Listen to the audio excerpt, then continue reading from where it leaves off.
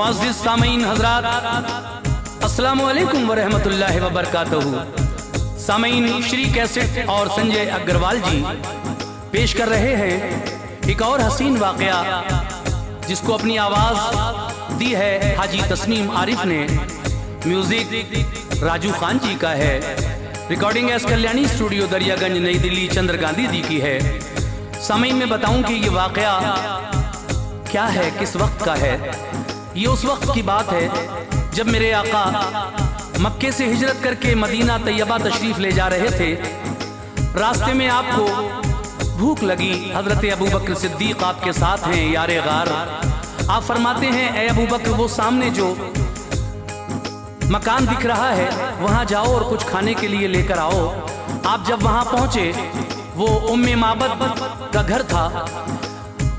वो फरमाती है कि हम खुद ही गरीब हैं, मजबूर हैं, हमारे घर क्या रखा है। तो देखिए साहब, उसके घर एक बकरी थी, बिल्कुल सूखी साखी, जो दूध नहीं दिया करती थी। मेरे सरकार जब वहां पहुंचे, अबू बकर सिद्दीक पहले से ही मौजूद थे। तो मेरे आका ने कहा कि हमें इस बकरी का दूध दूने की इजाजत तो मिल सकती है। तो मेरे आका ने जब उस बकरी के थनों को हाथ लगाया तो सुभान अल्लाह सुभान अल्लाह, उस बकरी के थनों में इतना दूध आ गया कि घर के सारे बर्तन उम्मे माबद के भर गए। सरकार ने भी दूध पिया, हजरत अबू बकर सिद्दीक ने भी दूध पिया। फिर देखिए किस तरह से आप वहां से चले गए। फिर एक दिन किस तरह मुलाकात हुई, जब उम्मे माबद और उसका बेटा मदीना तैयबा पहुंचा तो आका से मुलाकात करके बहुत खुश हुआ। घर जब आया तो अजीब सी कैफियत थी अब जब उसका वालिद घर आया, उसने जब ये महक देखी तो पूछा, ये महक कैसी है घर में। उन्होंने सारा वाकया बताया कि हम आज मिलकर आए हैं। देखिए, उस बच्चे ने मेरे आका का नाम मुबारक रख लिया था अपनी तरफ से।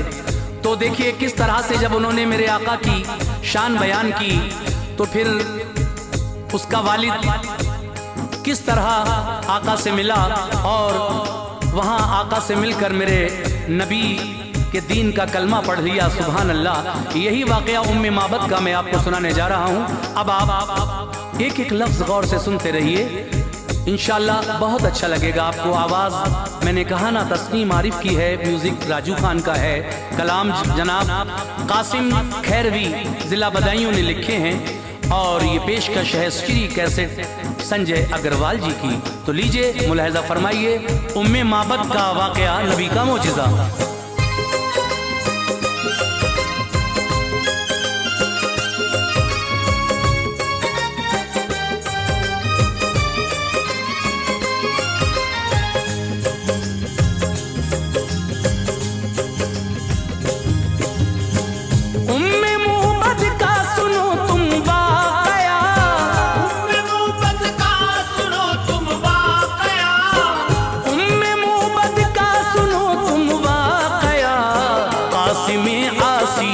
इसको है लिखा कासिमे आसी ने।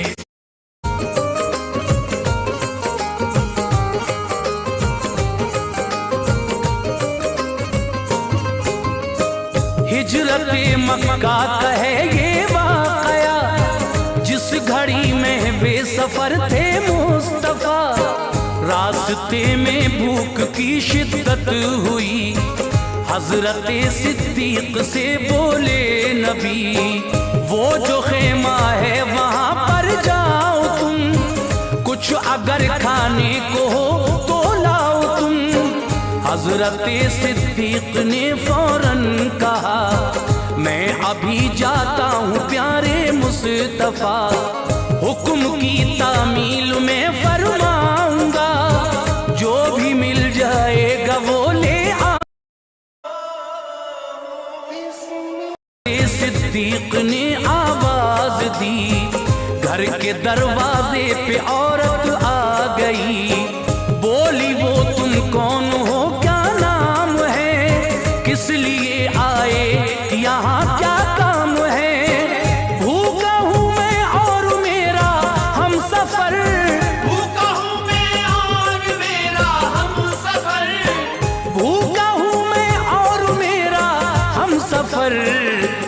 कुछ खाने को हो तो पेश कर, घर में कुछ खाने को हो तो पेश कर, घर में कुछ खाने को हो तो पेश कर।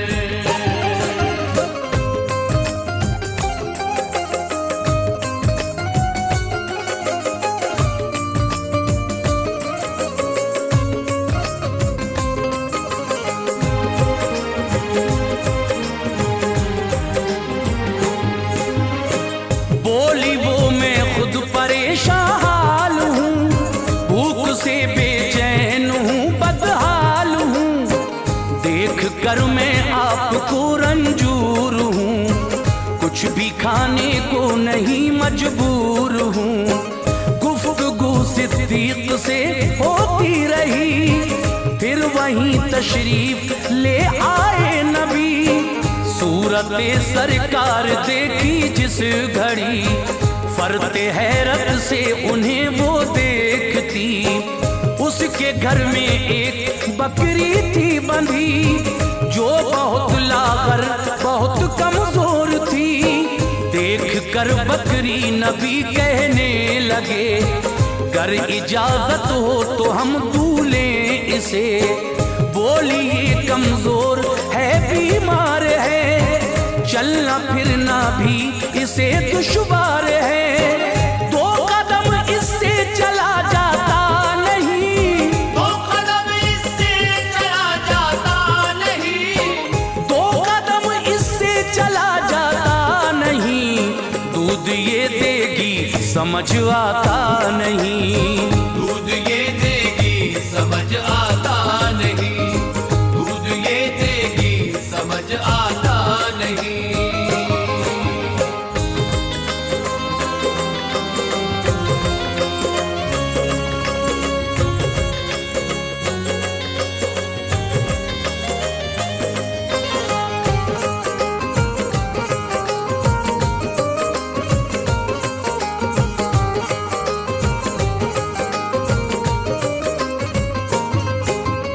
मुस्तफा बोले कि ऐसा कीजिए, दूध दूने की इजाजत दीजिए। बोली वो मुझको कहाँ इनकार है, बस हकीकत का किया इजहार है। पास बकरी को बुलाया आपने, दस्ते रहमत को फिराया आपने।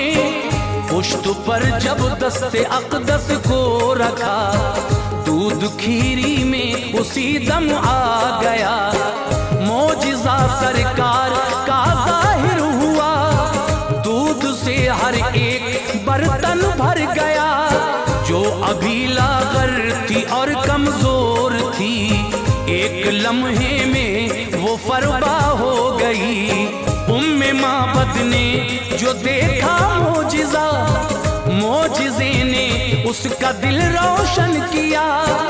दौरे फारूक़ी तलक बकरी रही, दौरे फारूक़ी तलक बकरी रही, दौरे फारूक़ी तलक बकरी रही।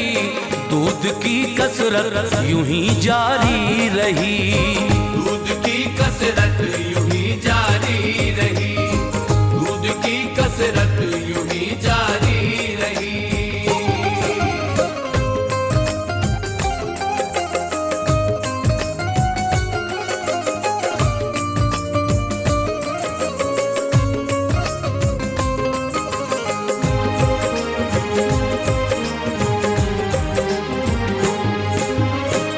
उम्मे माबद का मुक़द्दर देखिए, उसके घर महबूबे दावर आ गए। भूख की अपनी बहाना था उन्हें, उसकी किस्मत को जगाना था उन्हें। जब चले घर से शहे जिन्नो मलक, माँ ने और बेटे ने देखा दूर तक।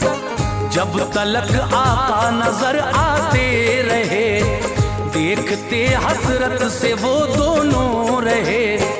उम्मे माबद रोज शब सुबह मसा करती थी जिक्रे हबीबे किबरिया।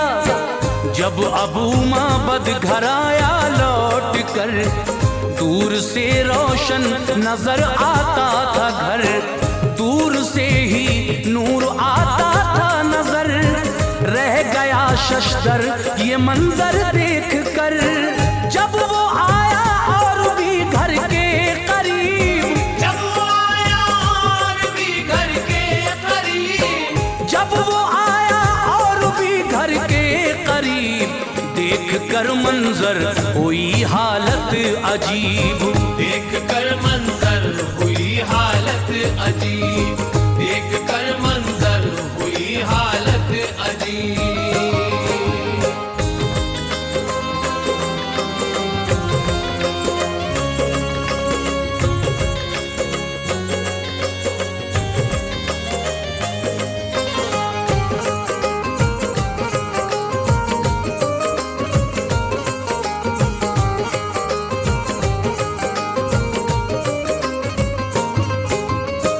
घर पे जब औरत का शौहर आ गया, घर की हालत देख कर हैरान था। बोला ये खुशबू कहाँ से आ गई, ऐसी खुशबू तो न सूंघी थी कभी। बोला बीवी से ये तूने क्या किया, इतना रोशन अपना घर कैसे हुआ। बोली वो प्यारा सा एक मेहमान था, किस कदर भोला सा एक इंसान था, जो हमारे घर को रोशन कर गया। दूध से बर्तन वो सारे भर गया, माँ का और बेटे का ये दस्तूर था। करते रहते थे वो जिक्रे मुस्तफा, बात करता था मुबारक जिस घड़ी, किस कदर लहजे में थी शाइस्तगी। बात करता था वो इस अंदाज से, बात करता था वो इस अंदाज से, बात करता था वो इस अंदाज से। फूल झड़ते थे लबो रुखसार से, फूल झड़ते थे लबो रुखसार से, फूल झड़ते थे लबो रुखसार से।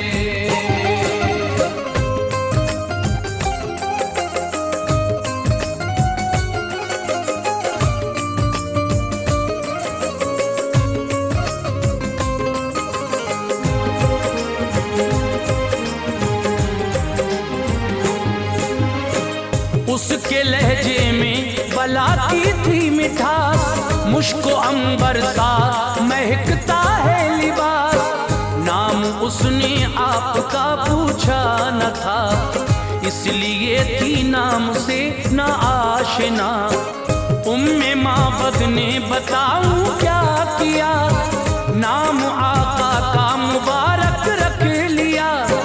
करते रहते हर घड़ी जिक्रे रसूल, खिलते रहते थे वहाँ रहमत के फूल। बोला शौहर अब मुबारक आए तो, वो अगर फिर से करम फरमाए तो, तुम बुला लेना मुझे आ जाऊंगा। दूर अब बकरी न लेकर जाऊंगा, एक दिन बच्चे को लेकर नागहां वो वहां पहुंची जहां पर थी दुकान। ना मिला सामान तो आगे बढ़ी, ना मिला सामान तो आगे बढ़ी, ना मिला सामान तो आगे बढ़ी। यानी वो शहरे मदीना आ गई, यानी वो शहरे मदीना आ गई, यानी वो शहरे मदीना आ गई।